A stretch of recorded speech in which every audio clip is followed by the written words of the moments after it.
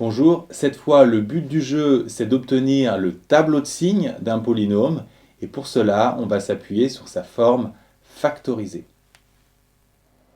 Cette fois-ci on vous a donné la forme factorisée de ce polynôme. En seconde, vous n'êtes pas censé la trouver tout seul. Par contre, on peut vous demander de vérifier cette égalité. Pour ça c'est très simple, il suffit de développer et vous pouvez vérifier que l'égalité est juste. On peut utiliser la forme factorisée pour trouver le signe d'une fonction de deux façons différentes, soit en regardant x-2 et x plus 4 comme des droites, et on fera le bilan dans un grand tableau, ou alors on peut s'appuyer sur l'allure globale de la courbe. Première méthode, on place les deux droites x plus 4 et x-2 dans le tableau, et on va étudier leurs signes. X plus 4 s'annule en moins 4. Sa pente vaut 1, donc c'est une droite qui monte, donc négatif puis positif. De même pour x-2, qui s'annule en 2. Pente positive, donc la fonction est croissante, moins puis plus. Maintenant le bilan. Avant moins 4, on a x plus 4 et x-2 qui sont tous les deux négatifs. Si je multiplie deux expressions négatives, moins par moins donne plus.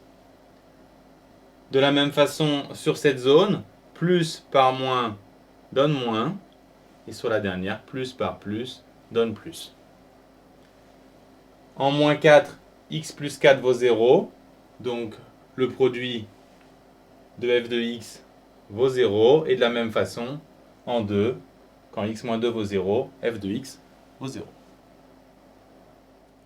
Deuxième méthode, on commence par s'intéresser au signe de A qui ici vaut 1. On aura donc une courbe de type mouette qui plonge puis remonte. Si on observe la forme factorisée, on voit que la fonction s'annule en moins 4 et en 2, d'où une allure plus précise de la courbe. On voit que la mouette est d'abord dans l'air, puis dans l'eau, puis à nouveau dans l'air, donc plus, moins, plus, d'où le tableau de signes suivant. Nouvel exemple, on cherche le tableau de signes de cette fonction. D'abord, méthode avec les droites. Dans notre tableau, on va mettre x plus 2, x moins 1, mais aussi moins 2, puisque multiplié par un nombre négatif va changer le signe.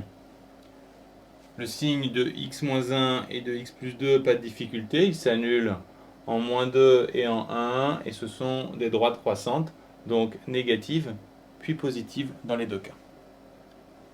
Ensuite, le moins 2, on l'a dit, il est toujours négatif, ce qui a une grosse conséquence sur le bilan, puisque moins, 3 moins, c'est négatif. Moins plus moins, il y a deux moins, donc positif. Plus plus moins, négatif, bien entendu. Là où l'une des droites vaut 0, la fonction s'annule. Méthode graphique maintenant. On commence toujours par le signe de A qui cette fois est négatif. Donc on aura une courbe de type dauphin qui monte puis plonge. La fonction s'annule en moins 2 et en 1. D'où l'allure suivante. Le dauphin est sous l'eau, il passe dans l'air, puis replonge.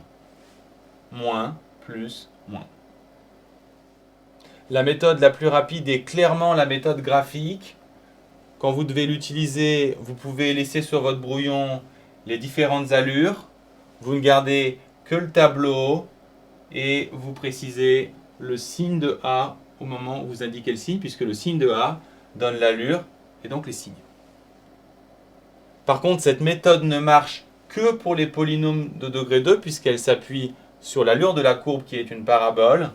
Pour toutes les autres formes factorisées ou les quotients, vous devez appliquer cette méthode qu'il ne faut donc pas négliger.